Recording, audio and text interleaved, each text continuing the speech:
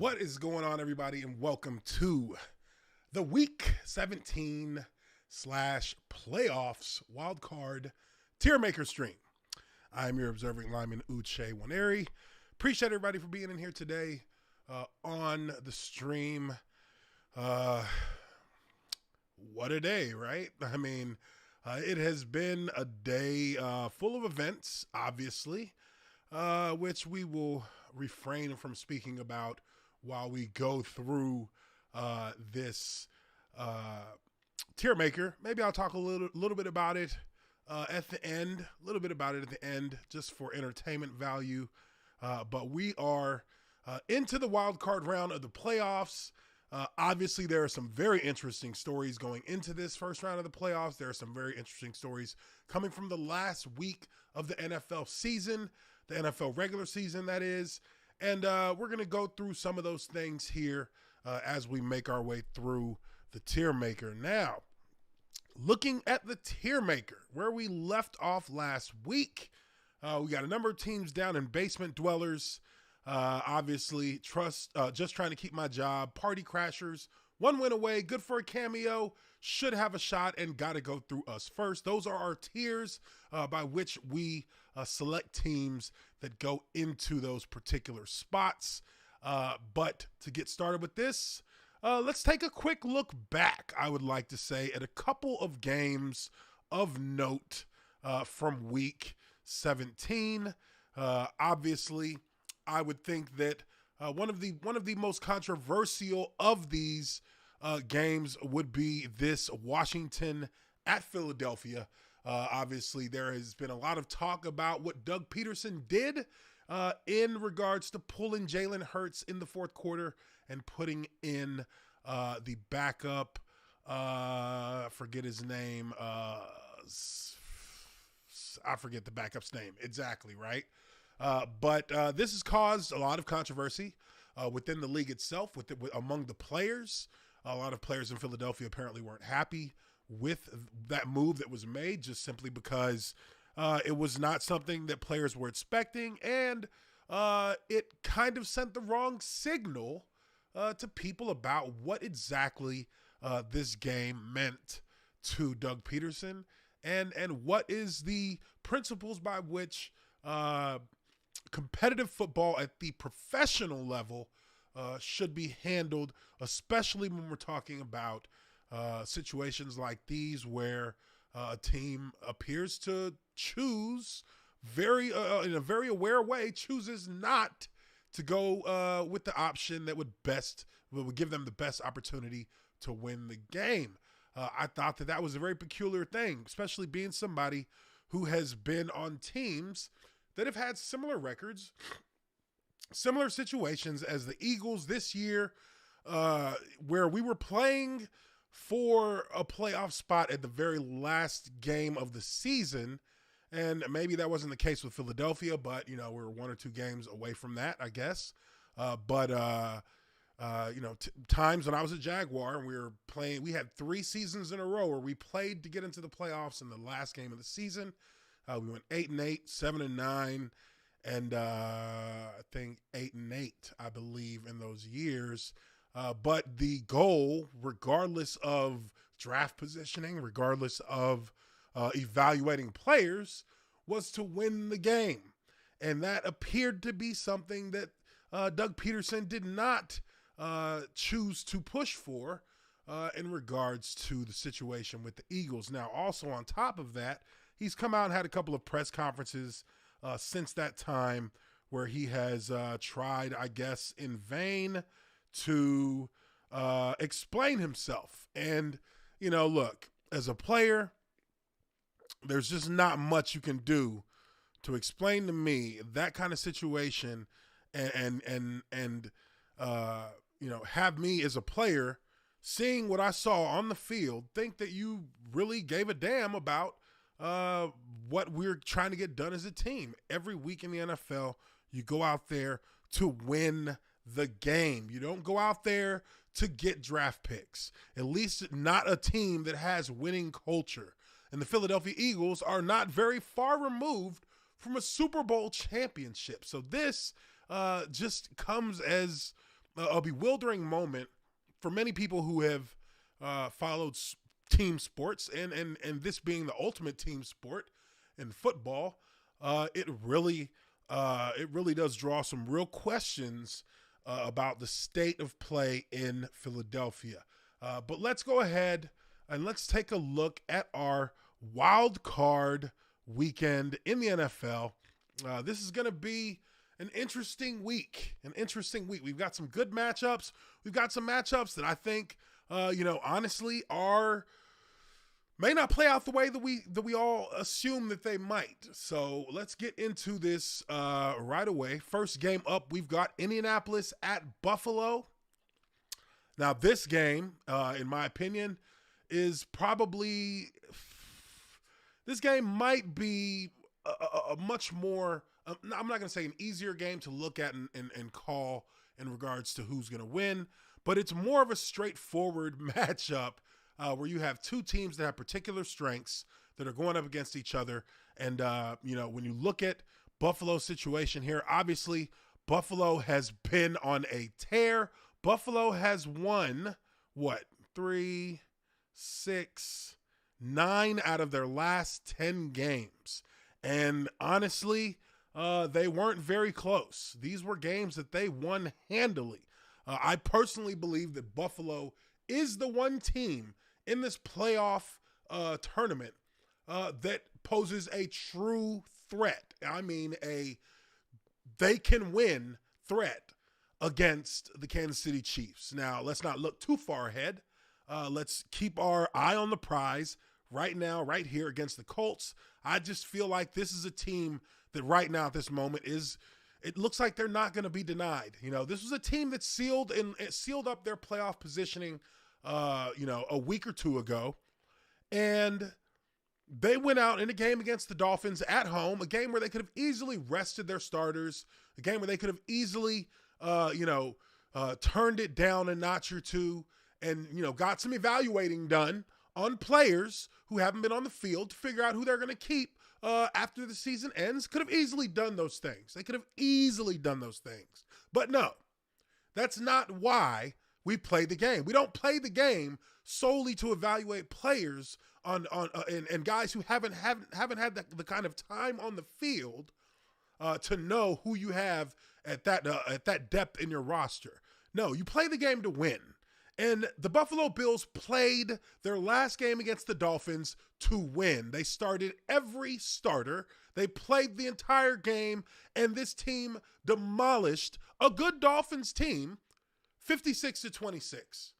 So what does that tell you about the state of the Buffaloes? What does that tell you about the Buffalo Bills? What does that tell you about the state of their culture as a team? That is a winning mentality. That is a winning culture that they have built in Buffalo. And I have to tip my hat to the Buffalo Bills franchise, to the Buffalo Bills fans, to the Buffalo Bills coaching staff. They have turned a team that had middled in mediocrity for decades, that had seen the heartbreak and the disappointment of 4 consecutive Super Bowl losses tear that franchise to shreds, and they've rebuilt. And now they have a team in this year, and they have a roster this year that is one that could easily threaten for a Super Bowl title. They are true Super Bowl contenders, in my opinion. I keep Buffalo in the gotta go through us first category. They'll be playing against the Colts. Now, the Colts, slightly different situation as it pertains to the Colts. The Colts are a team that has played well, that has played probably better than many expected going into this season, with Phillip Rivers at the quarterback position. A lot of questions whether or not he would be the right kind of quarterback to lead this franchise back into the postseason. It's been a while. And they have shown to be a resilient bunch. They went 11-5. They came in second in the AFC South, but this is a team that, competed for the division crown the entire season. They beat the Tennessee Titans in one of their divisional games against them. So this is a team that has been well tested. They've been battle tested. They have shown that they can win big games, and they will be coming into this game clearly as an underdog. But I think that they have the ability to compete and to make it a game late. And if it's a game late, as with most every thing you'll hear about sports, team sports in general, if you let a team hang around into the late quarters of the game, the playing field becomes utterly even, and they have just as good a chance to win as you. I think that the Colts are going to come and play a good game. Now, the question is, and I really believe that the question for the Colts will be, how will Phillip Rivers handle playing against the Bills in Buffalo and playing in those clutch moments where we've seen him have some success, but we've also seen him have commit a lot of mistakes, a lot of unforced errors throughout his career in the playoffs. And I, for one, I'm a huge Phillip Rivers fan, always have been. When I was in Jacksonville, I actually going into the last year of my rookie contract before they extended me in Jacksonville, I had San Diego, then the San Diego Chargers, as one of the top teams for me to go to in free agency. Now, obviously, I got extended by Jacksonville before I could get to that point, but Phillip Rivers was a big reason for that. I wanted to be able to play with a quarterback like that, who has that kind of competitive fire, who has such an amazing deep ball. And at the time, Phillip Rivers had the best deep ball in the NFL. So, I think a lot of things are going to come down to how he plays this game, how he handles this game, and if he's able to limit the mistakes, make good decisions, and keep those Colts hanging around late in the game with the defense that they have and the potential that defense has to make plays, especially on their defensive line, it could be a game that really could play to their favor late. So, with all of that being said, I still think Buffalo gets the win, but in the Tiermaker, with their advancement into the playoffs, I move these Indianapolis Colts into the good for a cameo tier of the rankings here. Really think they have. I really think they have a chance to compete, and with some luck, they could get an upset. But it's not something that I see as likely. I see it as slightly less than likely. I see it as really, it's a 1 out of 10 attempts kind of thing. So if the dice rolls the right way for them and they're able to get it to hit that one out of those 10 rolls, then it could be a big day for the Colts. But as it stands, I'm picking Buffalo, and they'll move on into the divisional round.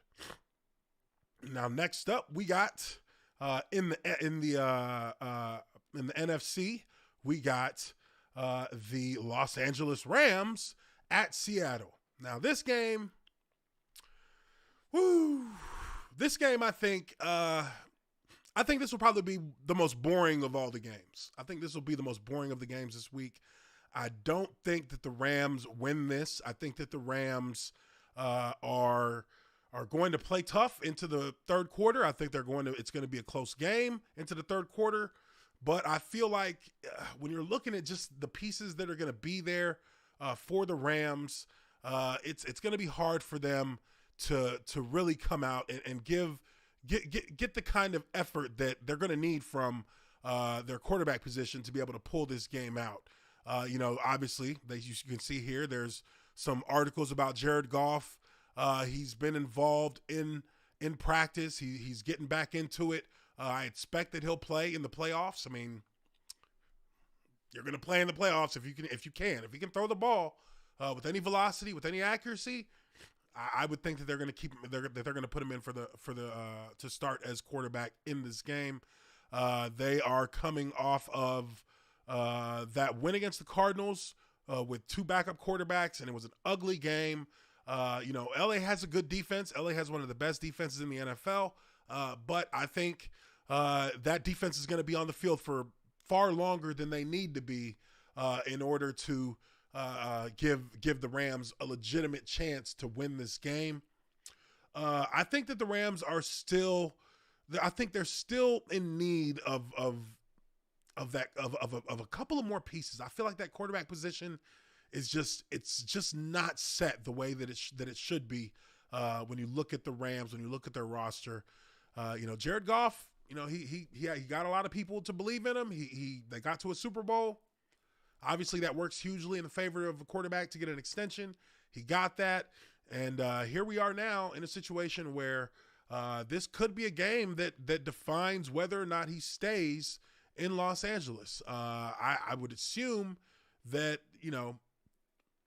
so long as he doesn't come out and just lay a total egg, he should be back. But I wouldn't be surprised to hear them potentially shopping this guy in the offseason. When you look at the body of work that he has put together in Los Angeles this year, it's just been a lot of streakiness, a lot of streakiness. There hasn't been a lot of consistency with him at the quarterback position. And the defense can play well enough to keep them in striking distance.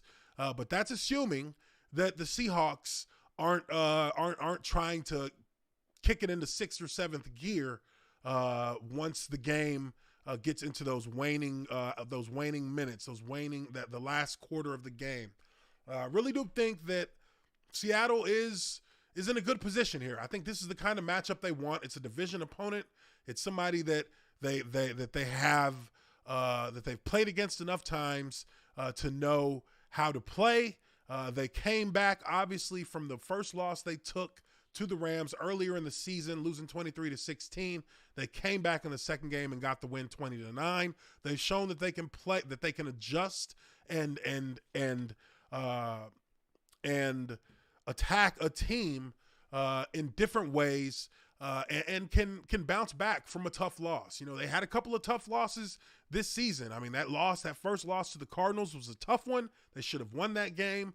They had a tough loss to the Bills. That Rams game, the Giants game was a really tough loss. I think that really was a wake-up call for the Seahawks. After that game, they kind of went on a tear.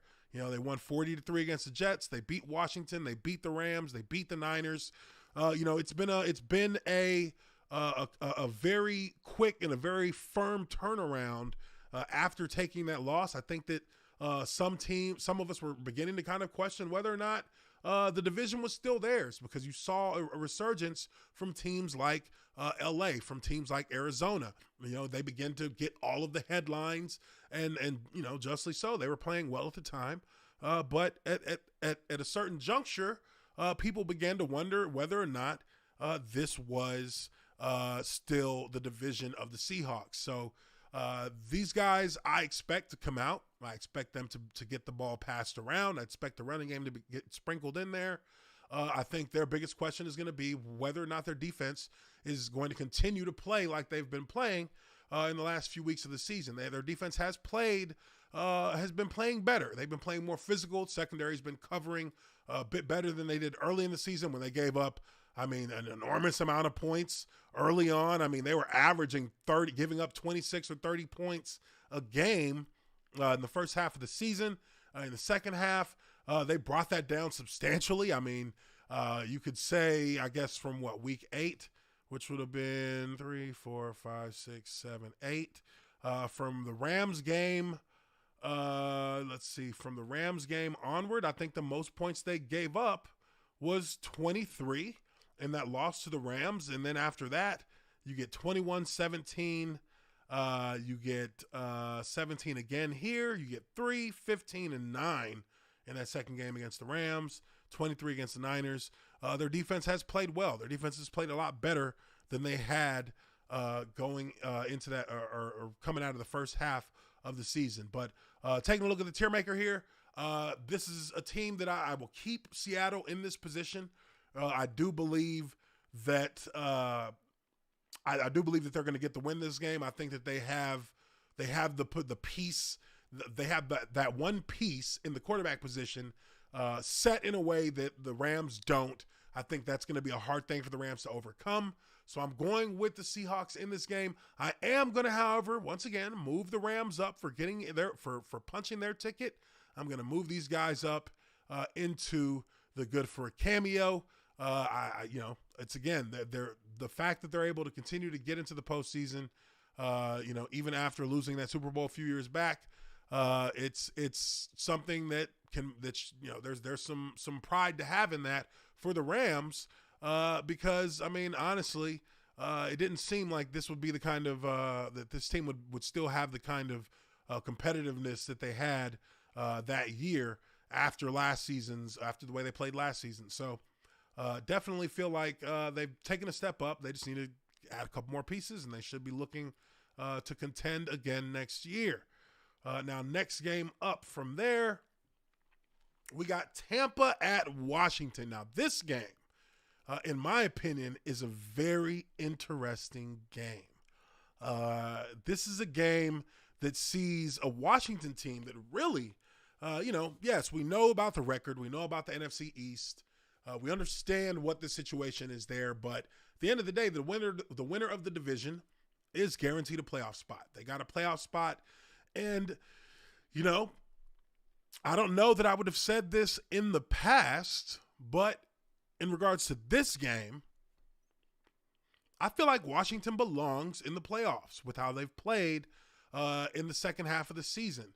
This was a season that saw them, have a new head coach. That head coach fought through cancer. They had a quarterback controversy from the outset with Dwayne Haskins Jr., who's since been released. This is a team that has really overcome a ton of obstacles to be 7-9. And it just so happened 7-9 is good enough to get you into the playoffs in the NFC East. But, I feel like this team has really made some moves. They've really turned some things around in ways that a lot of us probably wouldn't have expected.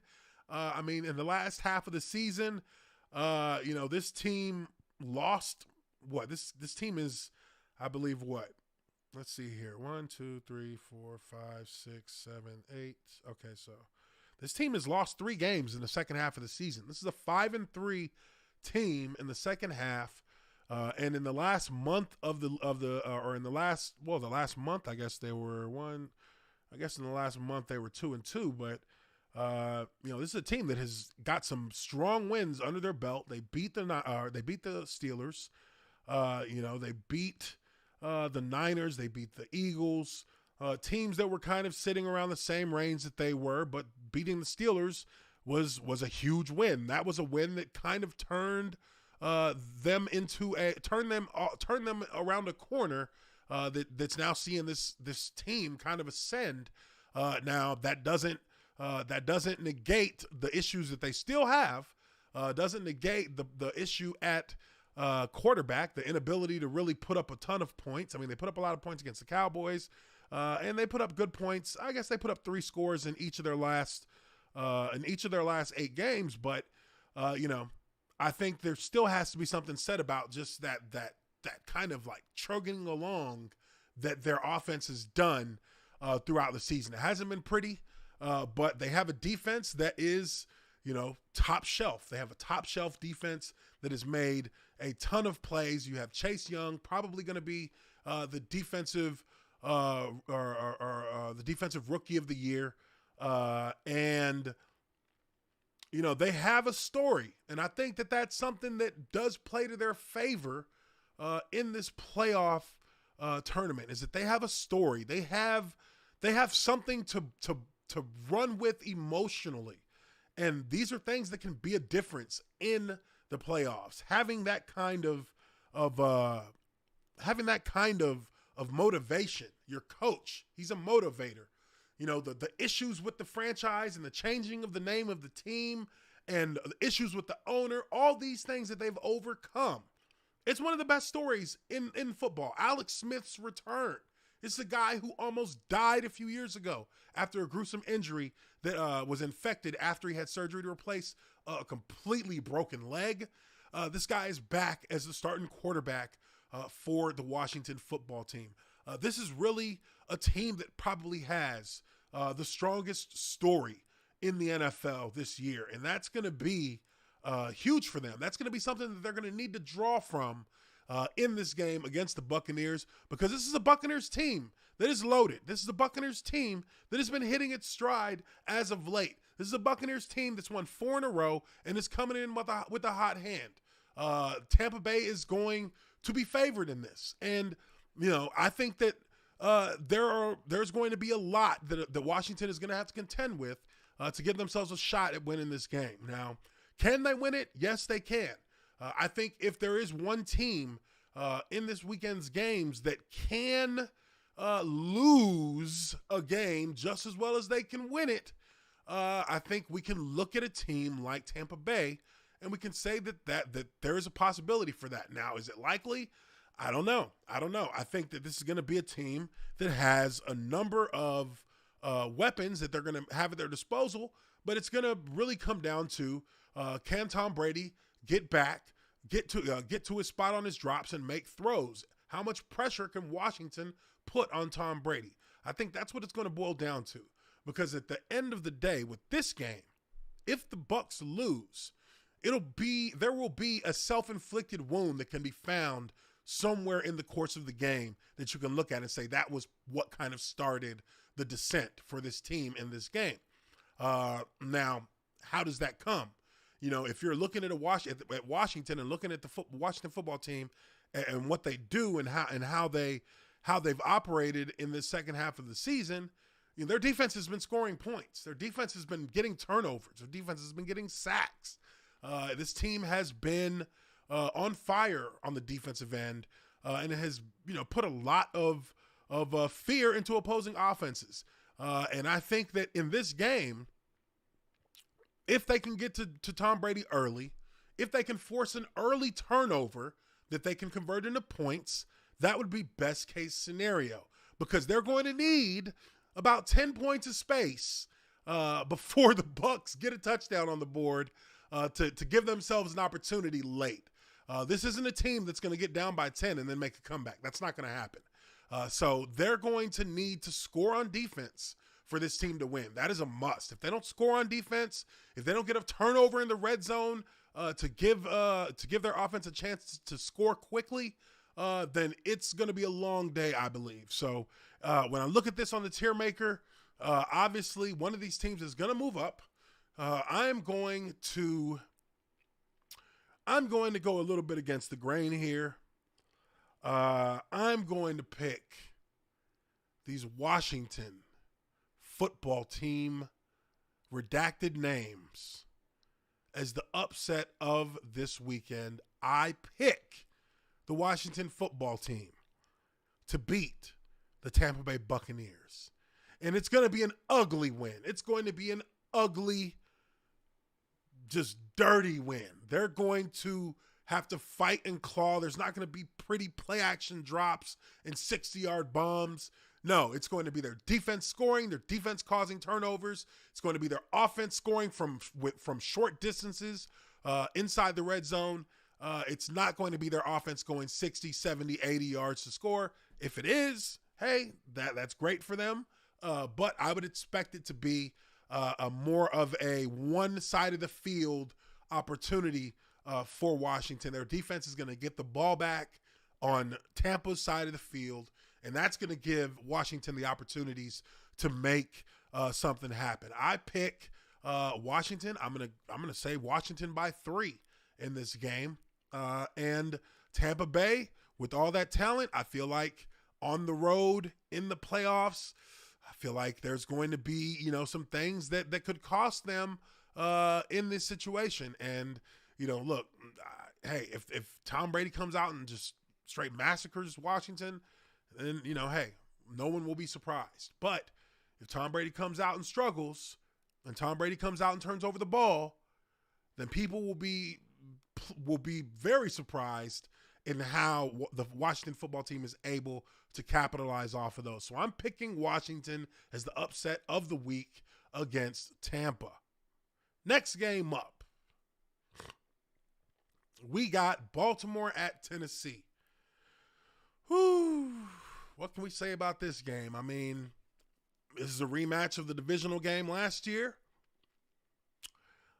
Tennessee obviously is a team. We know what to expect from them. We know what to expect from Baltimore. This is going to be an offense on Baltimore that's going to be centered completely around Lamar Jackson, and that's fine. Lamar is going to do his thing. Now, is it going to come down to Lamar Jackson passing the ball 30, 35, 40 times to make up ground, or is it going to be Tennessee that is enforcing their will, slowing the game down, shrinking the game down with that rushing attack, that 2,000-yard rushing attack behind King Henry? Is it going to be that kind of game where where Baltimore has maybe half the amount of plays that Tennessee has?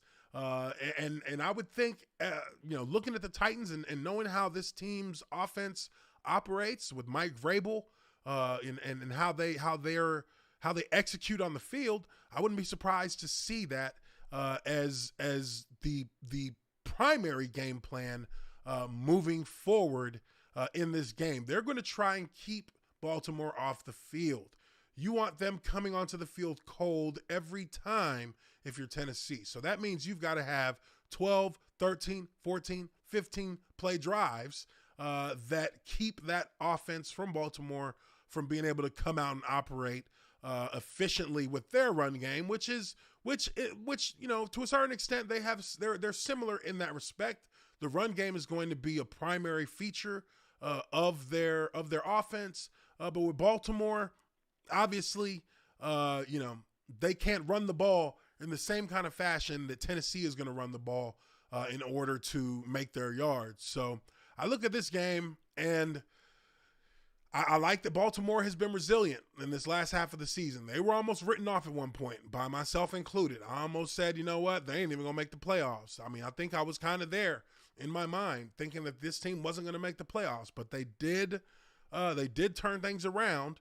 And this is going to be an opportunity for them to take another step forward. I think if they can get their run game, or if they can get Lamar on the field with that run game, if they're able to get his electric plays involved in the game early, where it has this Tennessee defense kind of shuffling around itself, because we've seen them in that kind of state before, and it's ugly.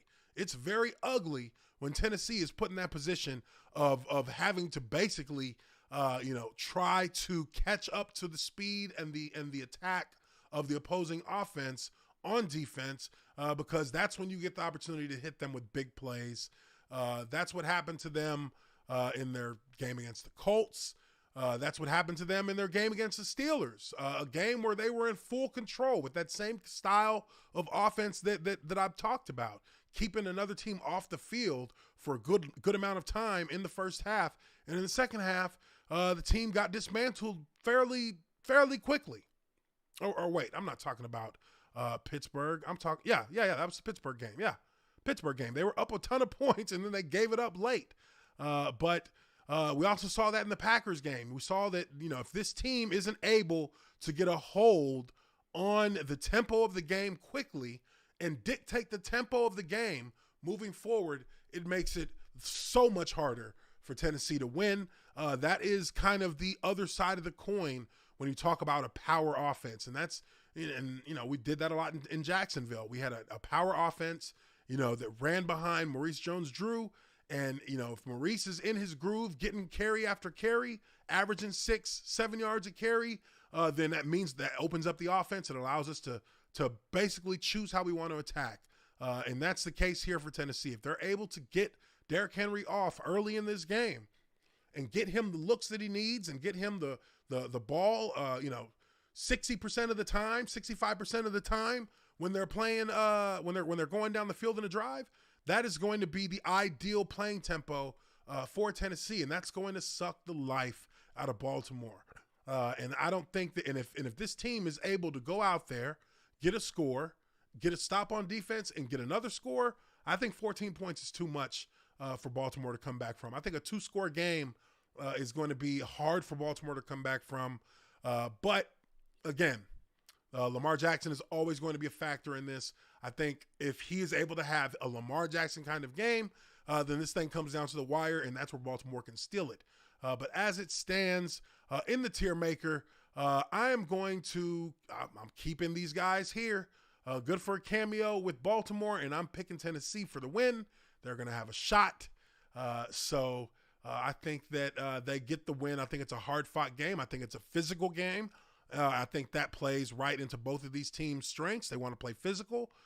And I think that, at the end of the day, it's going to boil down to whether or not Baltimore is able to stop Chris Henry, is able to stop Ryan Tannehill in his play action fakes, which are some of the best in the league. And at the end of the day, I feel like Tennessee is going to have a little bit too much for Baltimore, but it takes nothing away from the fact that Baltimore really fought their ass off to get in the playoffs. They really were left for dead at one point. So it would have been a silver lining to their season if they do go out in this game. Next game up. Whoa. Chicago at New Orleans. This game, I think this is the least interesting of all of these games in this playoff wild card weekend. I think that, just looking at from the things that I've looked at with Chicago, if I had to say that one team doesn't belong in the playoffs, I'm sorry, Bears, but it's you guys. You guys are kind of punching above your weight, which is cool, I guess. I mean, you didn't really punch your own ticket in. You got help. You guys lost your last game and you had to, you had to have help to get in. You got in. That's fine. I don't think nobody's going to hold it against you that you got in that way. But definitely punching above their weight going into New Orleans. And that's not to say that New Orleans isn't capable of screwing this up. It's not to say they're not. I think that they could. But I also believe that they won't. I don't think that the Bears are going to have enough against this Saints defense. This Saints defense has been playing pretty lights out over the last month. They've been playing pretty damn good. And I think for Chicago, it's going to be you're asking a lot from Mitchell Trubisky. You're asking a lot. I don't think that the Packers have a man-for-man better defense than the Saints do. And Mitch couldn't put up – he could only put up one touchdown. They looked ugly. They looked terrible. They looked like the Bears in that game against Green Bay. That's a rivalry game. That's your hated rivals. And you guys did not look impressive at all. But you got in. That's enough, right? You got in. But no, I'm going with the Saints all the way in this one. I think the Saints are going to this may be the only blowout of the weekend, in my opinion. But I think that the Saints come away from this one with a solid win going into the divisional. I'm going to pick them, but I am going to move these Bears up. They earned they got some help. They got a boost into the playoffs. And just for that, you get your participation trophy. You're good for a cameo. Bears are going to be one and done here against these Saints, and I'm pretty confident in saying that. Now moving on to the next and final game of the weekend, we've got Cleveland at Pittsburgh, and man, this game, I think this is a defining game for both of these franchises, and I mean that. And it doesn't come down to the stats. It doesn't come down to wins or losses over the last month. None of that. This is a game that will define both of these franchises for some time to come. Cleveland, right now, is the little redheaded stepchild who is gone through puberty, who's approached manhood, and now they're in a position to take the reins from Pittsburgh with a win. This is getting the proverbial monkey off of your back if you're Cleveland. This is getting the kind of hype and the kind of exposure and being talked about the way that Pittsburgh has for all these years going into the season. This is for the honor of having that kind of exposure going into 2021. This is for the fan base to be able to stand up proudly and say that we are now the team to beat in this division in the NFC North. We are now, the AFC North. We are now the team that has control. We beat them at the end of the season to get in, and we beat them in the playoffs to move on. That is what Cleveland is fighting for in this game. Baker Mayfield's unquestioned legitimacy as a franchise quarterback is on the line here against Pittsburgh. Would they have it any other way? I don't think they would. I wouldn't have it any other way if I was them. Put me up against my greatest foe for me to prove that I'm the real deal. And for Pittsburgh, is the Steel City still the Steel City? Yeah.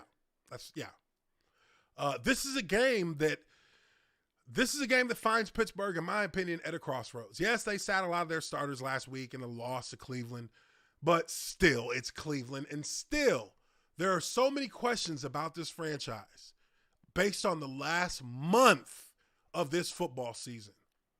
There are so many questions about the mentality of the players, about the mentality of the coaching staff, about what the priorities of this team really are. Do they appreciate the situation that they're in right now is my question. Do you appreciate the situation that you're in? This might just be another playoff game to the Pittsburgh Steelers. And to me, that's a problem because this ain't another playoff game. This is the playoff game for Pittsburgh. They have to win this game, and they have to win this game convincingly. To hold on to the stature that they have built for themselves as the Steelers as of late, of recent memory of over the last decade or so in the NFL. And a lot of that stature that they have as a franchise is based in their dominance of their rivals, is based in the consistent excellence that the franchise strives for. Now, they had a couple of seasons where it didn't go as well as they wanted, and a lot of that had to do with injuries. But in this season, they started 11-0. Oh, man, let me see how they finished. They started 11-0.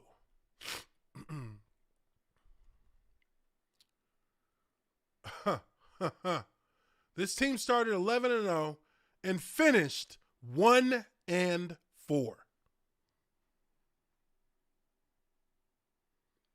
This is a franchise that has lost its way. If you're a fan, I know you hate to hear this, but this is a franchise that has lost its way.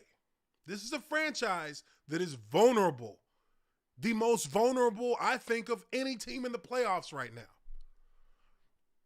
Not in that they can lose their game this weekend, but in that they can lose a lot as a franchise if they lose this weekend. They can lose a lot of the prestige in this era that they have if they lose this game. They can. Because it would be another season where there were things that seemed to be more on the Steelers' minds than actually winning football games. They've shot themselves in the foot numerous times in the last month of this season. They have lost to teams that they should not lose to. They have done things that are out of character for the culture of their franchise. Juju Smith-Schuster's antics being the prime example of that. There are things that have transpired over the last 3 years in Pittsburgh that have festered and now are becoming a problem for them. One that losing this game may break a part of their culture because of it. And I think that this is a crossroads for a lot of their best players. There's going to be guys who are going to have, or who are looking for new contracts. There's going to be, the whole situation whether or not it's time to find a successor to Big Ben. It's got to be at this point, right? But with this last month of the season and how it's played out, and with just the vibe coming from the Steelers, it doesn't feel like this team is ready to be in the playoffs. Doesn't feel like they're ready. Cleveland is. We know that. Only problem with Cleveland, the only thing that I look at Cleveland and I say this could be an issue is I hope Cleveland doesn't feel like they accomplished something that they can now relax because they are in the playoffs. We're a playoff team. No. And I believe that I truly believe they're not looking at it like that. I think that they're looking at it like this is the one. This is the third matchup. They won one, we won one, and now this one decides whose division this really is, and what team is really about to take over as the force, one of the forces coming out of the AFC. Pittsburgh's always been in that picture, but I think right now that's what kind of what's at stake with this game. And when I look at it, as somebody who played on a team that could have been in this very same position, that's been in this same position, I got to show some love for these Cleveland Browns. I hadn't bought into them all season. Hadn't bought into them all season long. But I tell you what, I buy into them now. I'm picking Cleveland to beat Pittsburgh and to move into the divisional round. Said what I said. I said what I said. Oh, and should have moved up New Orleans here as well. New Orleans moves up. So there you have it. This is the look. And let me holler at this. Okay, we got a super chat here from Teal Inc. for $2. I appreciate that $2. Teal Inc. He says, "Thank you, Uche. Needed some football after today's events." I hear you, man. I hear you. It's been a day, right? It's been a day. But yeah, thank you for that $2 super chat. Now this is my tier maker. This is my rankings for the teams in this playoff tournament. These are my teams that I believe are going into the next round after the wild card. And these are Miami, we got to bring you out. You ain't in there. Sorry, Miami. Sorry.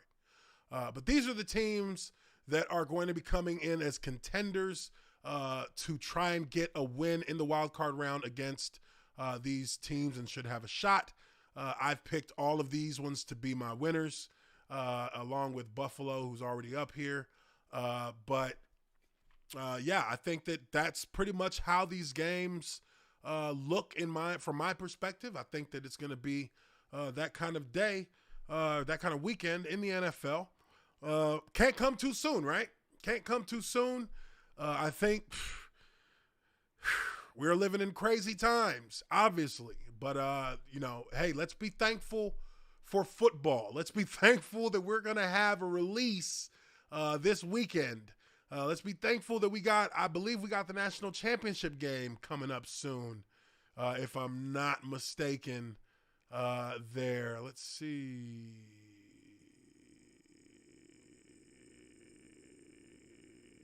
What do we got here? Wait. Here we go.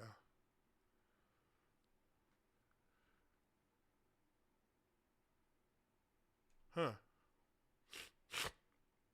Where's the game? They haven't already played they haven't played the national title game yet. Is that tonight? Does anybody know? Somebody in the chat. What's going on?